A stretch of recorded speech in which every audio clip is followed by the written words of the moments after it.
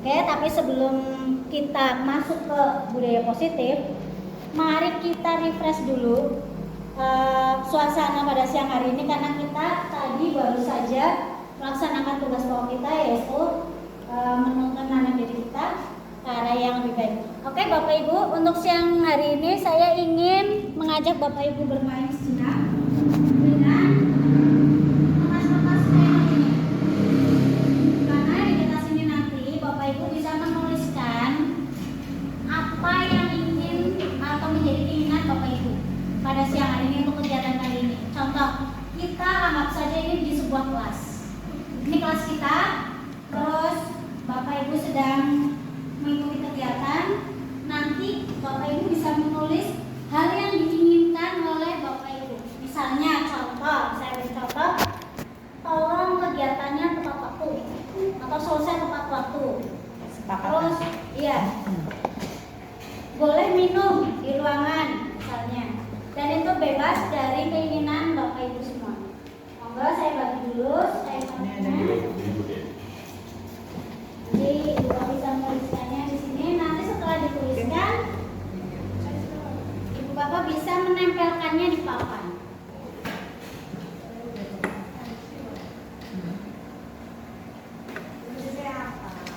Keinginannya sendiri. Misalnya saya pengen boleh minum di ruangan ini. Monggo, silakan dituliskan dulu. Saya beri waktu 5 menit lah untuk menuliskan keinginan dari Bapak Ibu semua. Keinginan untuk acara ini. Ya, keinginan untuk berjalannya acara ini nanti kita mau bagaimana begitu. Ini yang akan saya arahkan kepada kesepakatan kelas nanti.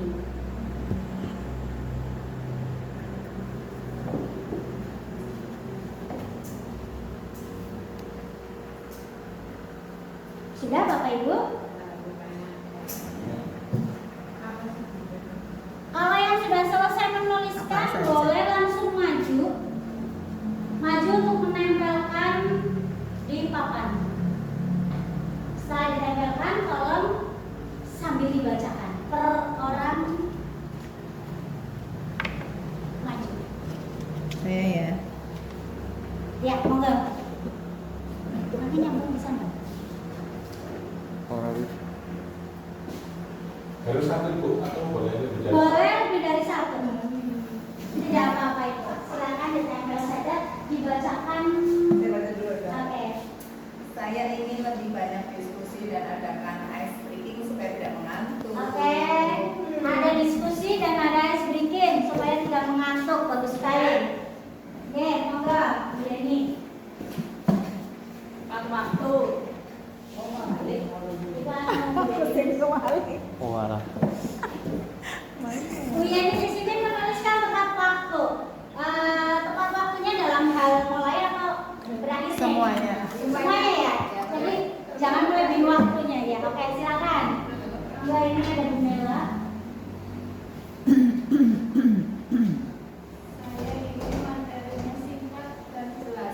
Ingin materinya singkat dan jelas. Oke. Enggak.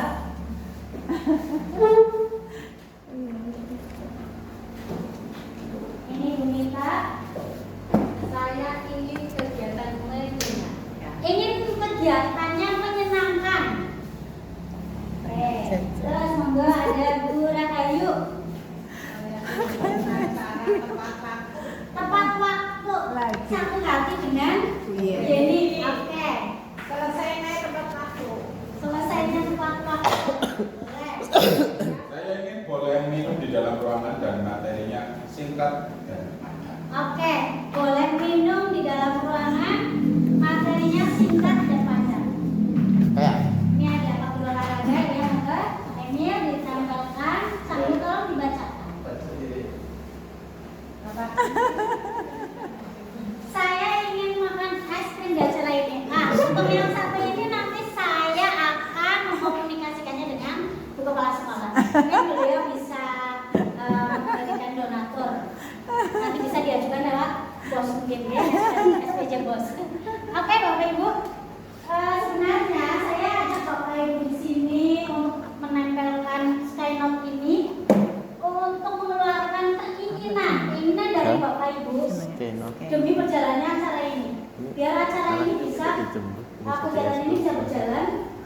tanpa ada tekanan, tanpa ada rasa tidak menyenangkan dan lain sebagainya. Kita sudah mengumpulkan ada 1, 2, 3, 4, 5, 6, 7 slide note yang masing-masing mewakili perasaan atau keinginan dari Bapak Ibu. Sebenarnya untuk apa sih slide note ini? Ini tadi sudah saya bocorkan sedikit di awal untuk membentuk sebuah kesepakatan kelas kita ini sekarang. Nah, secara tidak langsung sebenarnya ini kesepakatan kelas ini akan saya lanjutkan untuk menjadi sebuah keyakinan kelas. Jadi dulu nama beken atau terkenalnya itu kesepakatan atau peraturan kelas. Tapi sekarang Bapak Ibu diganti menjadi keyakinan kelas. Nah, mungkin sudah mulai terisi pertanyaan-pertanyaan, kenapa harus keyakinan? Keyakinan itu kan hubungannya dengan Tuhan atau Yang Maha Kuasa. Nah, nanti ada penjelasannya Bapak Ibu di belakang. Setidaknya Bapak Ibu sudah bisa mengeluarkan keinginannya, sudah ditempel. Nanti akan kita bentuk menjadi kesepakatan kelas yang akan dirubah menjadi sebuah keyakinan kelas. Jadi, saya bacakan ulang tadi untuk keinginannya Bu Dewi. Beliau meminta untuk acaranya lebih banyak ice breaking biar tidak membosankan.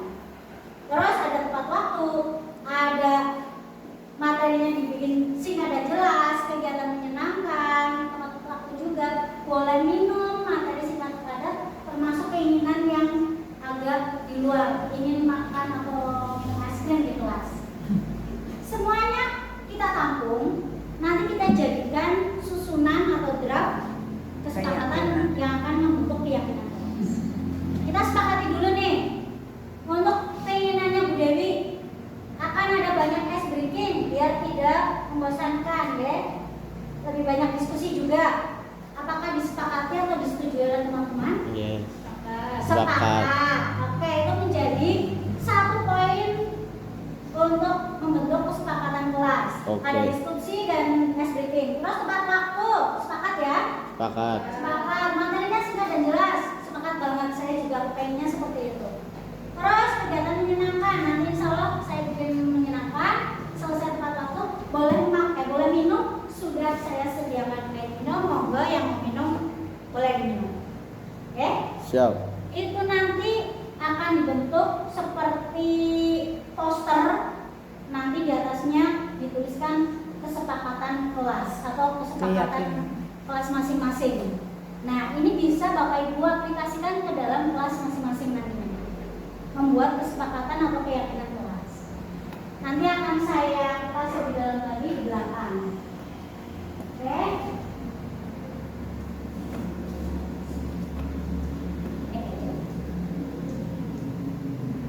Ini contoh-contoh kegiatan budaya positif Bapak Ibu. Di sini ada murid sedang berdiskusi dengan gurunya, curhat ataupun sebagainya. Terus ini ada murid sedang bergotong royong atau bekerja sama, gotong meja bareng-bareng.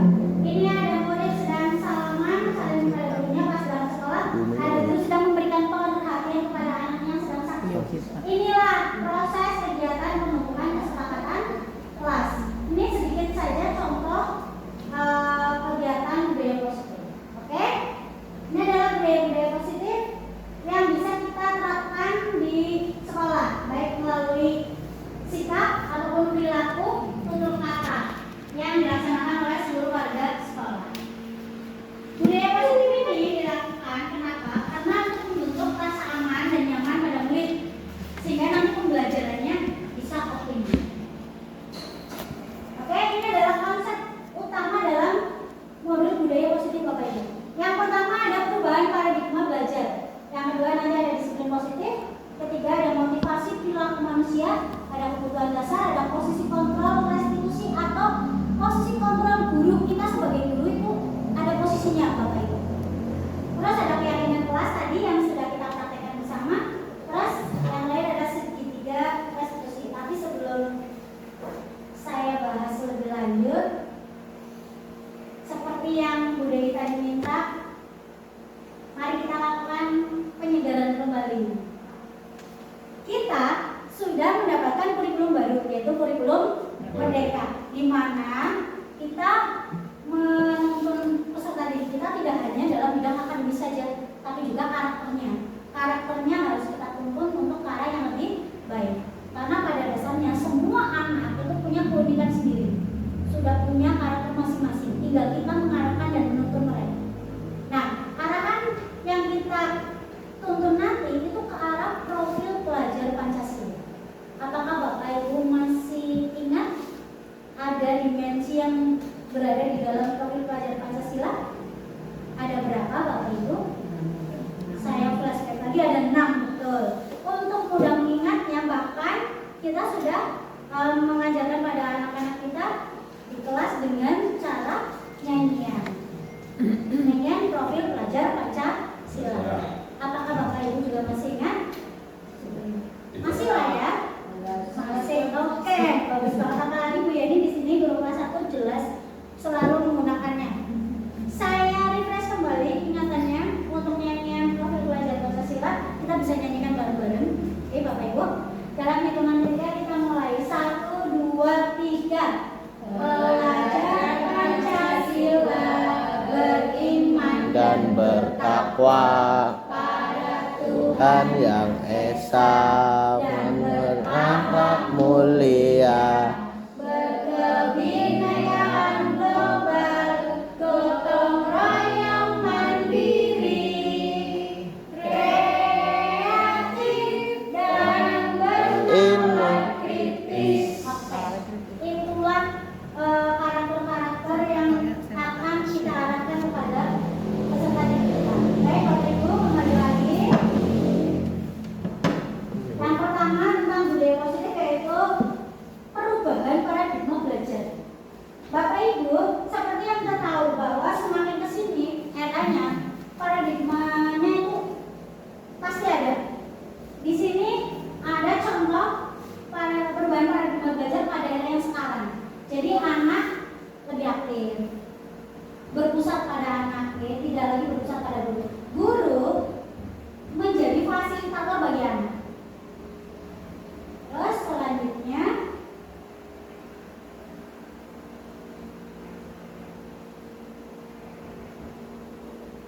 nah ini refleksi filosofis pendidikan nasional menurut pemikiran Gajah Dewa Ignacio Sumberda Immanuel Martoso Kuliah yang pada intinya di modul 1.1 itu yang kita pelajari bahwa sekarang kita itu menggambah pada murid Bapak Ibu. Jadi pendidikan kita itu berpusat pada murid. Jadi kita sebagai pelayannya kepada murid-murid kita, tapi bukan dalam arti yang pelayan seperti di luar sana atau pelayan-pelayan yang melayani rumah tangga misalnya. Di sini kita melayani kebutuhan belajar peserta didik kita. Terus ada gambar di sini. Pendidikan ini diibaratkan sebagai tanaman. Maaf, ini ada setting. Kan saya akan ulang kembali.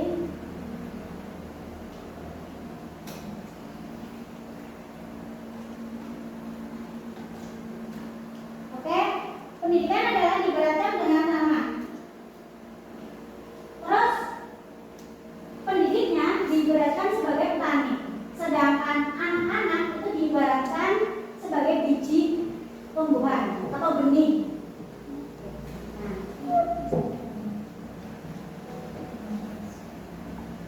Pendidik diibaratkan sebagai seorang petani, berarti peranannya itu menjadikan tanamannya menjadi subur. Terus pendidik juga harus memastikan bahwa tanah tempat tumbuhnya tanaman itu cocok untuk ditanami. Bagaimana caranya? Dicampur, diberi pupuk dan sebagainya. Terus dari orang tersebut kita dapat memahami bahwa sekolah diibaratkan sebagai tanah tempat bercocok tanam, sehingga harus mengusahakan sekolah menjadi lingkungan yang nyaman, menyenangkan, melindungi murid-muridnya dari hal-hal yang tidak baik.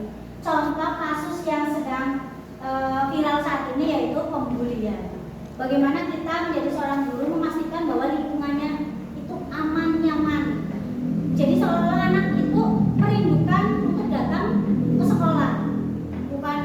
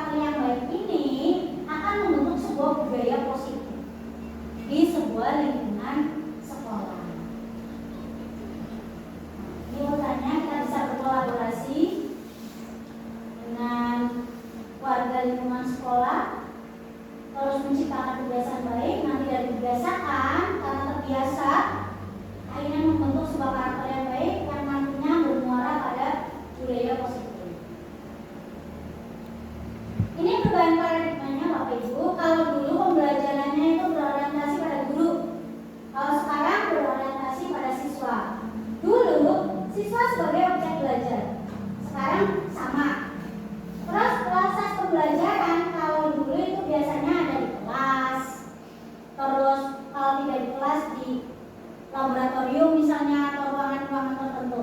Nah kalau sekarang proses pembelajaran ini bisa terjadi di mana saja.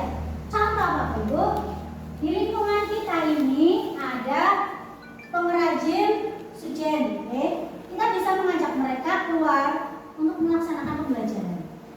Ataupun kita bisa mengajak mereka ke kantin yang ada di sekolah, atau kita bisa mengajak keluar lingkungan, misalnya ke sawah-sawah. Kita bisa melakukan pembelajaran di luar sekolah. Itu paradigma yang terjadi sekarang. Terus kalau dulu kita tujuan utamanya ini menitik beratkan pada penguasaan materi. Kalau sekarang tidak hanya materi atau pelajarannya saja, tapi kita juga membentuk tingkah laku atau karakternya. Nah ini adalah gambaran pembelajaran zaman dulu Bapak Ibu. Untuk zaman dulu seperti ini. Jadi kaku, konvensional, berorientasi pada guru, muridnya jadi objek, tidak ada keaktifan pada murid ketika zaman dulu. Nah, ini untuk pembelajaran sekarang. Guru bisa melakukan pendekatan pembelajaran melalui media-media yang ada, bisa menggunakan LCD agar pembelajarannya menjadi lebih menarik, bisa praktek langsung atau proyek. Guru bisa melakukan pendekatan pribadi ini seperti ini. Guru bisa menggunakan teknologi-teknologi atau aplikasi lain, misalnya ada Google Form, ada Zoom, bisa dipakai, ada Canva dan lain sebagainya. Guru juga bisa melakukan pembelajaran tanpa media alat elektronik atau digital, contohnya pembelajaran di luar kelas. Ini di halaman ini. Nah, ini sedang mengamati tumbuhan. Jadi orientasinya kepada murid dan pembelajaran bisa terjadi di mana saja dan kapan saja. Kenapa kok bisa kapan saja? Proses pembelajarannya melalui aplikasi Google Form ataupun Zoom Meeting ini bisa dilakukan di luar jam mengajar atau jam sekolah, tergantung perjanjian dari guru dan murid. Nah ini juga contoh-contoh budaya positif Bapak Ibu. Ini ketika berangkat sekolah, ya kita saling, terus jangan lupa servis kita harus senyum kepada anak didik. Terus ini mengenalkan teknologi. Ini proses anak-anak di kelas menggunakan laptop karena di sekolah kita belum memadai, ini masih dipinjami ya dari laptop sekolah. Meskipun begitu kita sudah berusaha untuk mengenalkan teknologi kepada anak didik kita. Dan ini terlihat anak didik kita aktif, bertanya, tidak hanya diam, ini bekerja sama, ini juga mengenalkan teknologi. Oke, ini adalah stimulus respon dan teori kontrol. Kita akan masuk ke teori kontrol nanti. Langsung saja kita kenal teori kontrol di sini. Nah, ini posisi kontrol guru Bapak Ibu. Jadi kita sebagai guru kita punya 5 posisi kontrol.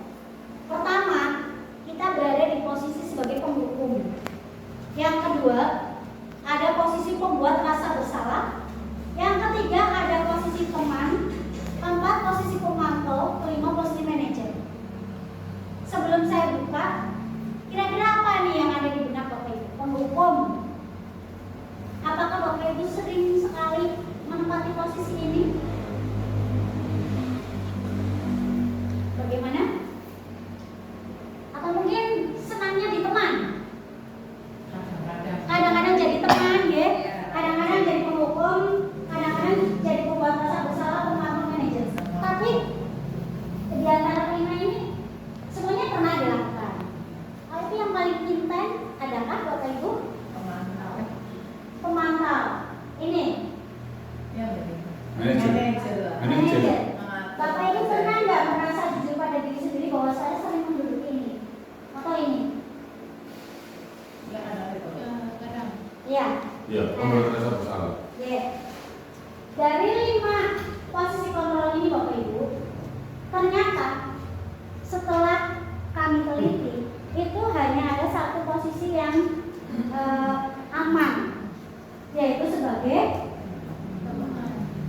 teman. Manajer.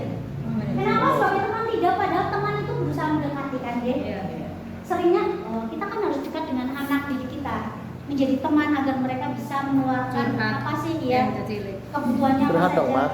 Ternyata Bapak Ibu, posisi kontrol sebagai teman ini diam-diam punya sisi yang tidak bagus. Contohnya. Nah, pertanyaan bagus sekali dari Pak Anil, Bapak Ibu. Sama kenapa komposisi teman ini kurang bagus untuk diterapkan. Ketika kita sudah menempatkan kepada posisi teman, secara tidak sadar, anak didik kita itu merasa dekat dengan kita. Saking dekatnya Bapak Ibu, ada satu hal yang memang sebenarnya harus kita jaga, terlupakan atau tersamakan, yaitu marwah kita sebagai seorang guru. Karena saking dekatnya, akhirnya tingkah mereka seenaknya, melewati batasan, akhirnya seperti kurang sopan dan sebagainya. Ini kelemahan dari posisi teman. Kalau posisi penghukum, batasan bersalah otomatis jelas sekali. Ini akan bisa mematikan mental anak-anak kita. Terus pemantau ini hanya sekedar memantau saja. Jadi paling aman ini adalah manajer. Karena di manajer ini bisa mengatur, selain memantau, melihat, lalu bisa mengatur. Dan di posisi manajer ini bisa tahu batas-batas dekatnya kita kepada anak didik. Ini kalau posisi teman ini bagus, tapi nanti dampaknya kurang baiknya anak kurang bisa mengerti bahasa. Oke, lanjut, ini adalah penjelasannya. Penghukum jelas sekali, Bapak Ibu pasti sering sekali menduduki posisi ini. Karena kita tidak sadar, kita sudah menempatkan diri kita sebagai posisi penghukum. Sehingga menghardik. Kalau tidak berkata, kalau kamu tidak melakukannya, awas ya. Terus kalau membuat rasa bersalah, ini berceramah, tapi kita mengeluarkan kalimat yang membuat mereka akhirnya merasa bersalah. Contoh, Adam, kenapa sih kamu nakal sekali? Bu guru kecewa loh dengan sikapmu yang seperti ini. Itu secara tidak langsung membuat anak didik kita merasa bersalah. Oh, saya sudah membuat bu guru kecewa. Terus ini ada teman. Nah, ini juga ada temannya, ketergantungan. Sebagai pemantau ini juga ada kelemahannya. Ini mereka hanya menyesuaikan diri atau membuat perilaku yang baik ketika merasa sedang dipantau. Tapi ketika kita tidak memantau, ya sudah, balik lagi. Terus ini manajer. Berikutnya Bapak Ibu, ini adalah penjelasan yang sudah saya sampaikan tadi.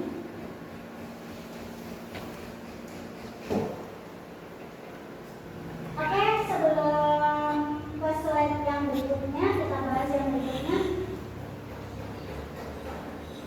Ini nanti kita jadikan yang belakang saja Bapak Ibu.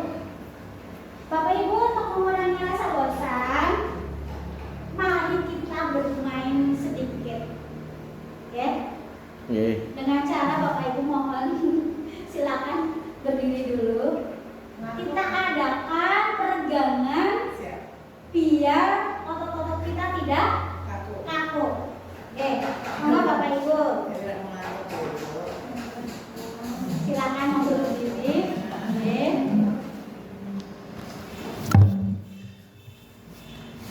Sampun. Oke.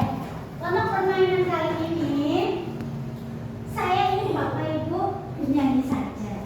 Bernyanyi. Saya contohkan. Tepuknya cuma 3 kali. 1, 2, 3. Bapak nama saya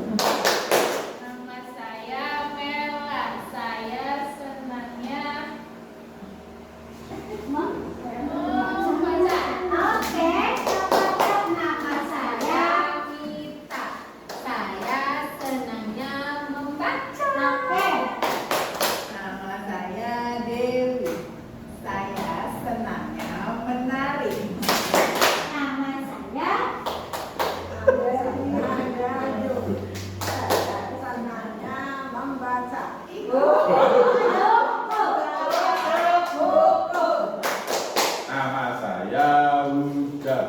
Saya sukanya main bola. Oke, tepuk tangan Bapak Ibu. Mangga. Ternyata ketika disuruh menyanyi pun kita harus mikir ya.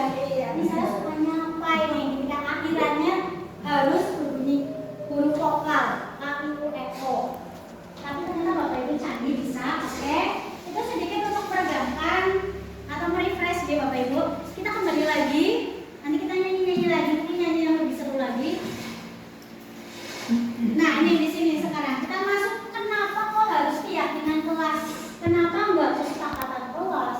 Kenapa bunyinya tidak peraturan kelas? Kenapa harus keyakinan kelas? Nanti akan dibahas di sini. Ini menurut dosen 1998 bahwa suatu keyakinan ini akan lebih memotivasi seseorang dari dalam atau memotivasi secara intrinsik. Seseorang akan lebih tergerak dan bersemangat untuk menjalankan keyakinannya daripada hanya sekedar mengikuti serangkaian peraturan. Biasanya kalau peraturan kesannya dipaksa, dipaksa, betul ya? Lalu dipaksa. Tapi beda dengan keyakinan. Ketika sudah menjadi keyakinan, ini secara otomatis Bapak Ibu dari dalam diri kita. Contoh keyakinan kita pada Allah. Kita meyakini bahwa Allah itu ada. Ini otomatis tanpa dipaksa kita udah yakin. Mau berbuat salah, mau mengadakan tindakan yang tidak baik, itu kita sudah tahu sendiri. Itu ketika bunyinya keyakinan. Terus murid-murid juga demikian Bapak Ibu.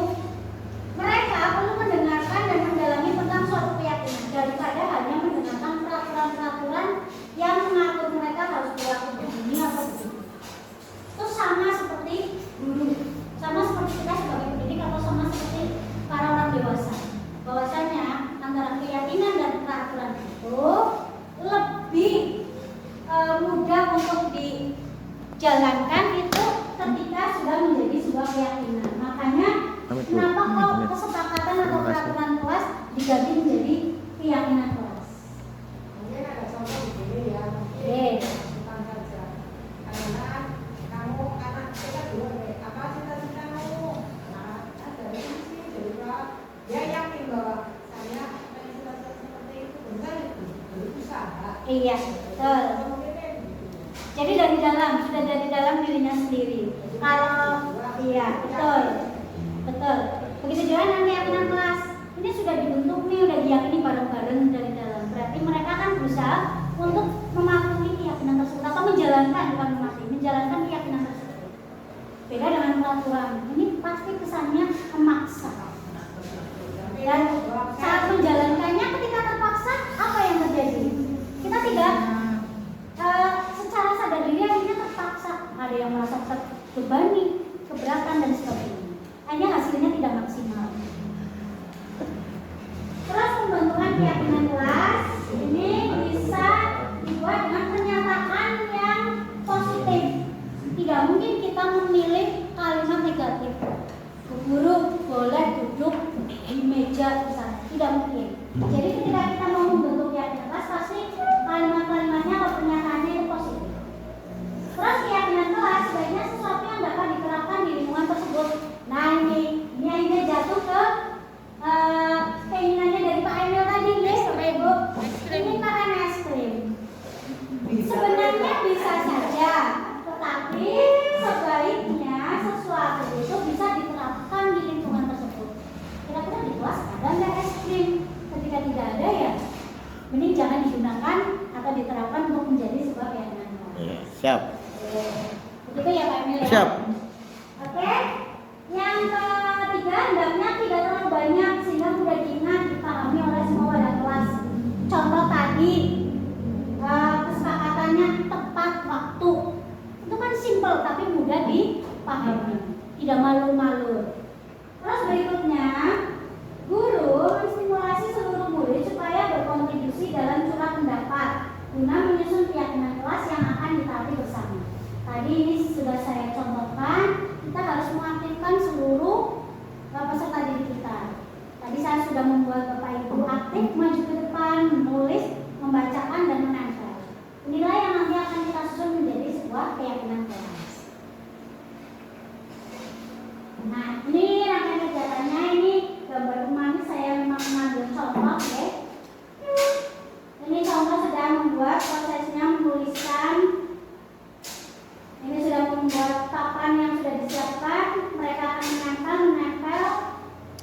sebuah kesepakatan kelas. Dalam. Bentuknya apakah boleh berbeda dari ini? Boleh.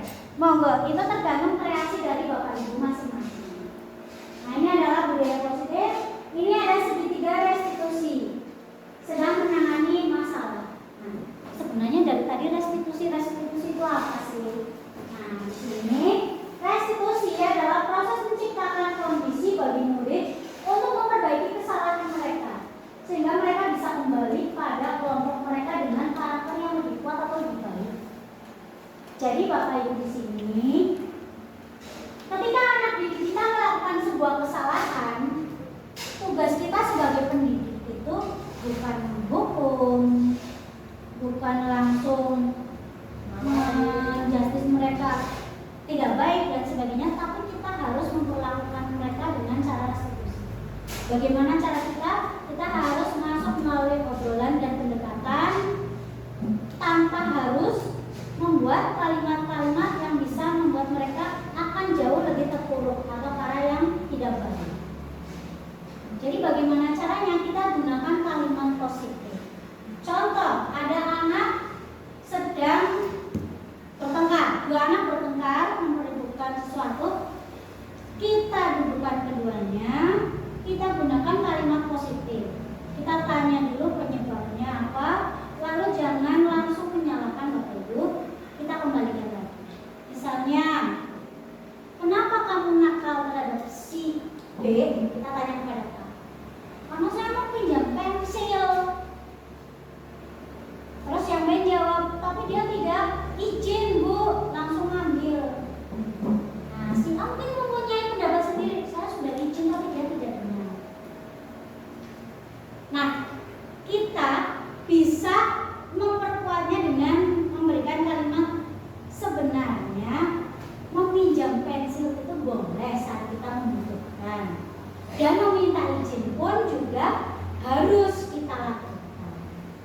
Nah, di sini si A sudah meminta izin, hanya saja kurang keras, tidak terdengar. Nah, itu jadi tidak menimbulkan menghukum sekali pada salah satu pihak. Nah, setelah itu kita tetap harus meluruskan nih. Jadi harus bagaimana dengan kegiatan yang tadi? Berarti harus ada permintaan maaf. Nanti harus kembali lagi ke lingkungannya, lagi ke kelas, tapi sudah dalam keadaan yang damai dan baik. Jadi kita kembalikan mereka ke kelompok mereka, tapi dengan karakter yang lebih baik lagi. Yang tadi bersalah sudah mengakui dan sudah mau berjanji tidak akan mengulangi lagi, dan kembali dengan karakter yang baik. Berarti besok-besok kalau mau pinjam, saya harus meminta izin dengan baik dan benar, harus terdengar, harus jelas dan sebagainya. Katanya ya Bapak Ibu, ini yang namanya restitusi. Ini adalah kegiatan positif. Ini ada hukuman, konsekuensi dan restitusi. Hukuman ini biasanya begini gitu. Awas kalau dilakukan lagi ya nanti, awas kamu. Nah, kalimatnya keras sekali. Modenya mode paksaan Bapak Ibu. Terus murid atau anak yang dikatakan demikian jelas akan merasa tersakiti. Dan ini biasanya dibuat oleh guru. Terus sistem tidak akan berlanjut bila murid tidak takut. Berarti akan berhenti sendiri. Oh, cara ini tidak efektif, itu tidak akan berlanjut. Itu hukuman. Konsekuensi. Nah, ini konsekuensi beda lagi dengan hukuman. Contoh kalimatnya, jangan terlambat lagi ya. Terus lakukan apa yang saya katakan. Ini ada stimulus responnya. Murid atau anak tetap dibuat tidak nyaman. Ini masih kurang efektif Bapak Ibu ketika konsekuensi kita terapkan. Terus untuk restitusi, nah ini yang paling tepat kita terapkan Bapak Ibu. Contoh, apakah hal ini yang sesungguhnya ingin kamu lakukan? Ketika anak itu nakal, kita bisa menggunakan kalimat seperti ini. Nah, kita juga memasuki teori kontrol ini. Murid atau anak mendapatkan penguatan, jadi tidak dibuat down. Terus ini bisa dibuat oleh anak, karena ini melakukan perjanjian atau berjanji tidak akan mengulangi lagi. Terus murid belajar bertanggung jawab untuk perilakunya. Dia akan kembali ke kelompoknya dengan memperbaiki kesalahannya atau karakter yang tadi dijalani.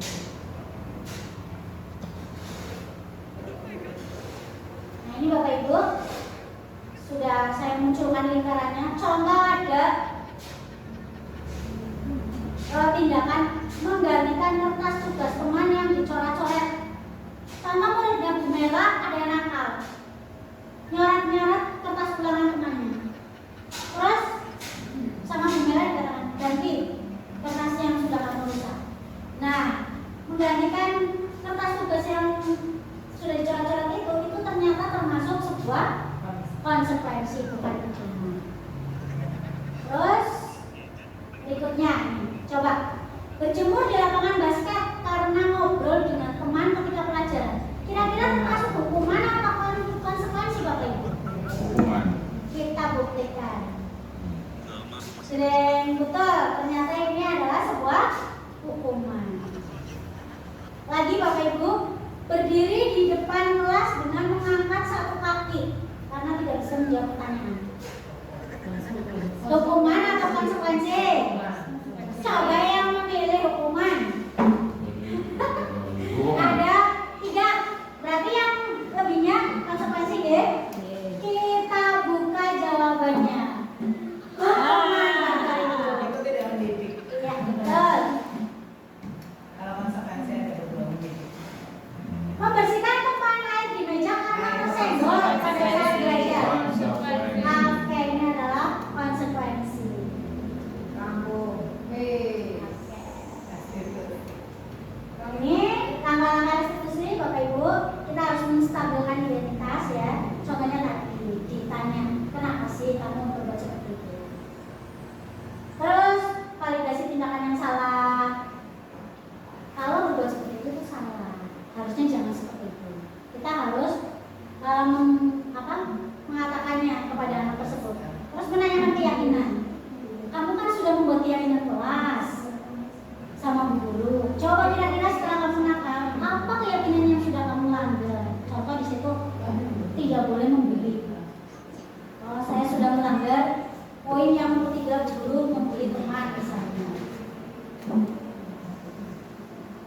Ini Bapak Ibu segitiganya, segitiga restitusi. Bentuknya seperti ini. Nanti akan saya gambarkan, kita bisa memahami bersama-sama.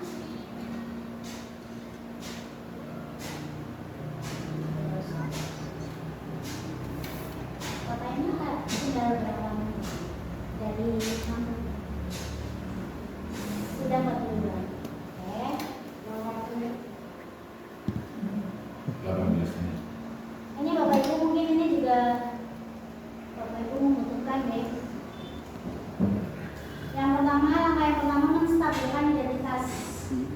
Ini adalah jika anak berbuat salah, maka ada kebutuhan dasar mereka yang tidak terpenuhi jelas. Contohnya saja anak kelas 4 yang namanya Adam misalnya. Kenapa sih kok dia sering sekali menjahili teman? Pasti ada kebutuhan dasar yang tidak terpenuhi dalam dirinya. Contohnya perhatian. Memang betul dia anaknya adalah anak yang kurang perhatian karena tidak sih terbuang ya, tapi kapiran sana sini. Akhirnya dia membutuhkan sebuah perhatian. Bagaimana cara dia mendapatkan perhatian? Dia ambil langkah dengan cara baik. Nah, kalau kejadian padahal niat dalam hatinya hanya ingin diperhatikan. Jadi ini adalah alasan kenapa sih anak kita itu kadang-kadang berbuat salah. Ini pasti ada kebutuhan dasar yang tidak terpenuhi. Terus bagian dasar segitiga restitusi ini tujuannya adalah merubah orang yang gagal karena telah berbuat kesalahan menjadi orang yang sukses. Kita mampu meyakinkan mereka dengan mengatakan kalimat seperti tidak ada manusia yang sempurna. Saya juga pernah melakukan kesalahan seperti itu. Itu kalimat yang bisa merubah orang gagal menjadi orang sukses. Jadi kita tidak terlalu menjudge. Terus ketika seseorang dalam kondisi emosional, maka otak tidak akan mampu berpikir rasional. Nah, saat inilah kita menstabilkan identitas anak.